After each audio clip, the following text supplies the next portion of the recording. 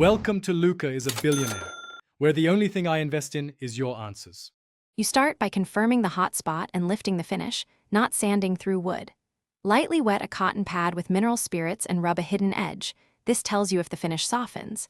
If it does, you proceed with 0000 steel wool soaked in mineral spirits, working with the grain to remove the cloudy layer. Move slowly. The goal is to blend the finish level. Once you see the cloudy film reduce, stop and wipe with a dry, soft cloth to inspect progress. You now remove remaining finish haze and blend edges so repair is invisible. Continue with 0000 steel wool and mineral spirits, but switch to circular microstrokes along the grain only when edges need feathering.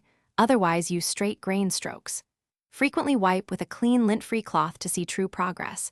Trapped residue will mask results.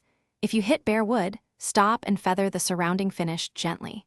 Once blended, let the surface dry completely. You finish by restoring the sheen so the repair disappears. Apply a very thin, even coat of the original finish or a compatible microcrystalline paste wax. Spread with a lint-free cloth and allow proper cure time specified by the product. After curing, buff to match surrounding gloss and add a second thin coat only if needed.